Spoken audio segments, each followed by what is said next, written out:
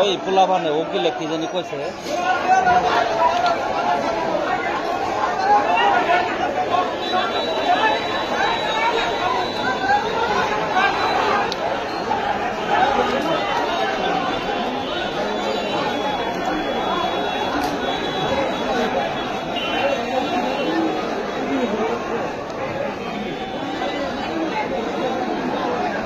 बारी मारे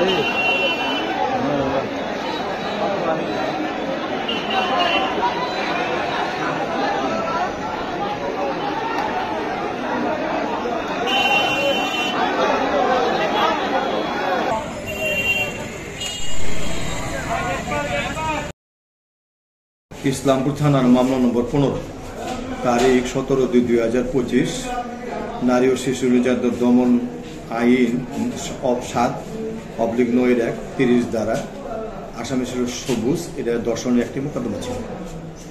আসামির পক্ষের আইনজীবী বিজ্ঞ আইনজীবী অ্যাডভোকেট নজরুল ইসলাম তরফদার এবং অ্যাডভোকেট আব্দুল ওয়াহিদ সাহেব জিআর আমলি আদালত ইসলামপুরে তাদের জামিনে প্রার্থনা করে এবং আসামিকে শিশু হিসেবে দাবি করে।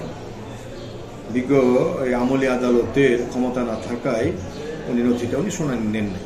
তৎপরবর্তী সময়ে সংশ্লিষ্ট আইনজীবী 2 জন বিজ্ঞ নারী ও শিশু নির্যাতন দমন ট্রাইব্যুনাল একে এসে উক্ত আসামিকে শিশু হিসেবে ঘোষণার জন্য প্রার্থনা করে।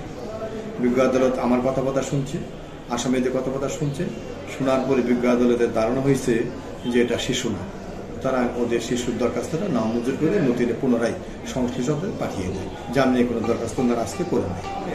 পরবর্তী সময়ে এই বিষয় নিয়ে কিছু বৈষম্য বিরোধী কিছু ছাত্ররা আন্দোলন করে এভাবে যে দর্শন ওই যে যিনি দর্শন অর্থাৎ যে দর্শন করেছে সে বিজ্ঞ আদালতে কিছু জাল কাগজপত্র তৈরি করছে। এই হিসেবে বৈষম্য বিরোধী ছাত্র আন্দোলনরা মাঠে এসে এই কোর্টের ভিতরে আরম্ভ করে। পরবর্তী সময় আমি তাদের এখানে যাই। যাওয়ার পরে বৈষম্য বিরোধী ছাত্রদের আমি আশ্বাস প্রদান করি যে আদালতে আমি রাষ্ট্রপক্ষ থেকে শুনানি করব এবং এটা শুনানি করাতে এটা মনে হয় না যে আদালত গ্রহণ করে নিবে এটা শিশু। যে কাগজপত্র তারা দাখিল করছে কাগজপত্রগুলো জাল। এটা তাদের আমি শান্ত থাকতে বলি এবং তাদের হইবলতা করতে না বলি, যাতে আদালতে কোনো মানসম্মান নষ্ট না হয় সেদিকে দৃষ্টি আকর্ষণের জন্য তাদেরকে আমি অনুরোধ করি। তো পরবর্তী সময় আমি কোর্টে এসে হিয়ারিং করতেছিলাম। আদালত দরখাস্ত অলরেডি নামঞ্জুর করেছে। সে শিশু না, সে সাফল্যকে আছে। তৎপরবর্তী সময় ওই বৈষম্য বিরোধী ছাত্রদের কাছে গিয়ে যখন এই আদালতের ফলাফলটা জানাবার চেষ্টা করি তখন বৈষম্য বিরোধী ছাত্র আন্দোলনেরা আমাদের 3 জন আইনজীবীকে আহত করে, অর্থাৎ সিনিয়র একজন আইনজীবীকে মারধর করেছে। আমাদের বারের প্রেসিডেন্ট আব্দুল আওয়াল তিনি সহসভাপতি তাকে মারধর করেছে। আর একজন আইনজীবী শাহজাহান তাকে অপহরণ করার চেষ্টা করেছে। আজকে যে অনাকাঙ্ক্ষিত ঘটনাটি ঘটছে এটা আসলে আমাদের আইন অঙ্গনের জন্য সব থেকে বেদনার দিক। আমাদের একজন সিনিয়র আইনজীবী যিনি যার 50 বছর পূর্তি হয়েছে উনি মারাত্মকভাবে আহত হয়েছে এবং এখন হসপিটালে চিকিৎসাধীন আছে। অ্যাডভোকেট খলিল রহমান স্যার, ওনার 51 বছরের প্র্যাকটিস। আমাদের যে এক্সিকিউটিভ কমিটির সহসভাপতি আছে আব্দুল আওয়াল সাহেব, উনাকে শারীরিকভাবে লাঞ্ছিত করা হয়েছে এবং আমাদের একজন আইনজীবী অ্যাডভোকেট শাহজাহান সাহেব উনাকে অপহরণের মতো করে মানে ধরে গেটের বাইরে নিয়ে চলে গেছিল। আমরা তখন কেউ উপস্থিত ছিলাম না। তো যাই হোক, একটি মামলা মোকাবেলার সময় আইনজীবীরা নানা কৌশল অবলম্বন করে।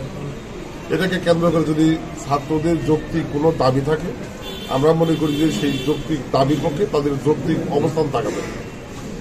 আজকে জামালপুরে একটি ঘটনাকে কেন্দ্র করে ছাত্রদের এই আইনজীবী অঙ্গনে প্রবেশ, আইনজীবীদেরকে লাঞ্ছিত করাকে কেন্দ্র করে যে ঘটনা ঘটেছে এটা জামালপুরের আইনজীবী অঙ্গন, ছাত্র জনতা এবং সর্বোপরি আমাদের জামালপুর রাজ্যের একটি দুর্ভাগ্যজনক ঘটনা। তো আজকে আদালত প্রাঙ্গণে যা কিছু হয়েছে অদ্ভুত পরিস্থিতিতে এই জাতীয় ঘটনা আমরা তীব্র নিন্দা এবং প্রতিবাদ জানাই। এখানে আইনজীবীরা বাদী বিবাদী সবার পক্ষে আইনগত সহযোগিতা করবে, এটা আমাদের নৈতিক দায়িত্ব।